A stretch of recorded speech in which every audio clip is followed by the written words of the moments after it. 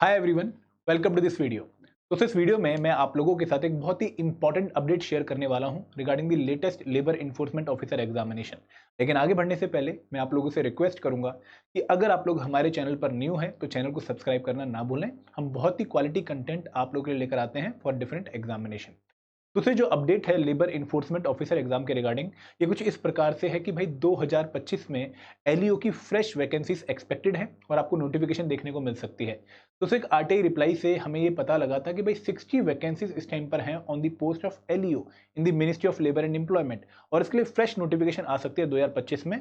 तो जो लोग इस पर्टिकुलर एग्जाम को पहले दे चुके हैं या फिर लेबर इन्फोर्समेंट ऑफिसर एग्जाम के लिए जो है प्रिपेयर करना चाहते हैं, तो उनके लिए बहुत ही अच्छी न्यूज़ है कि भाई आपके लिए एक नई वैकेंसीज जो है वो आपको देखने को मिल सकती है और आपको इसके लिए प्रिपेयर भी करना चाहिए। दोस्तों, लेबर इन्फोर्समेंट ऑफिसर की जो वैकेंसी है वो लेटेस्ट में 2023 में आई थी और 42 वैकेंसीज आई थी। और काफ़ी अच्छा ये एग्जाम होता है जहां पर बहुत सारा सिलेबस आपको ओवरलैप देखने को मिलेगा with the APFC examination and EO examination.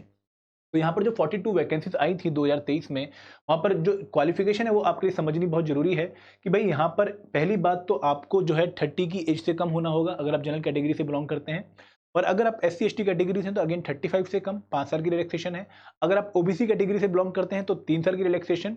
और अगर आप पर्सन विद बेंचमार्क डिसेबिलिटी से बिलोंग करते हैं तो आपको 10 ईयर की एज रिलैक्सेशन देखने को मिलेगी। दोस्तों, एजुकेशनल क्वालिफिकेशन आप ध्यान से सुनिए क्योंकि ये बहुत इंपॉर्टेंट है आप लोगों की समझनी कि यहाँ पर वही लोग अप्लाई कर पाएंगे जिनके पास डिग्री में कॉमर्स, इकोनॉमिक्स, सोशियोलॉजी या social work as one of the subject था।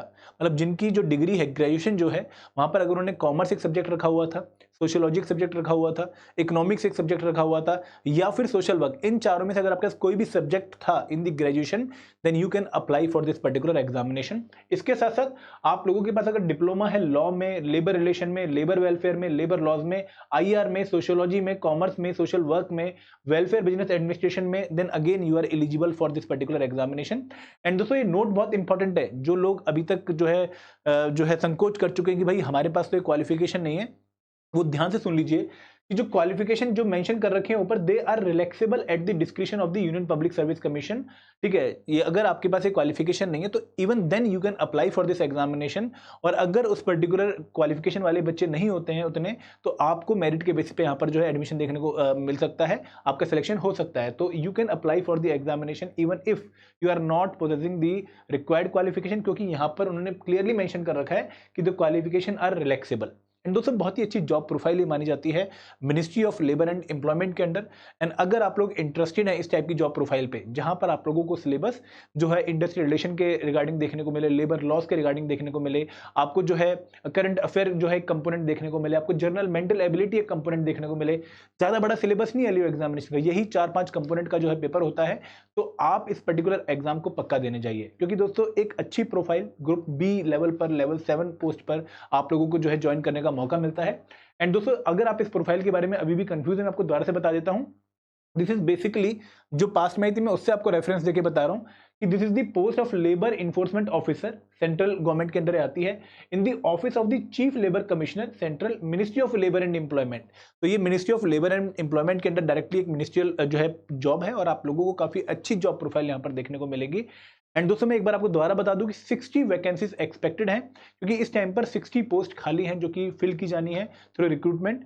And you can see probable notification 2025।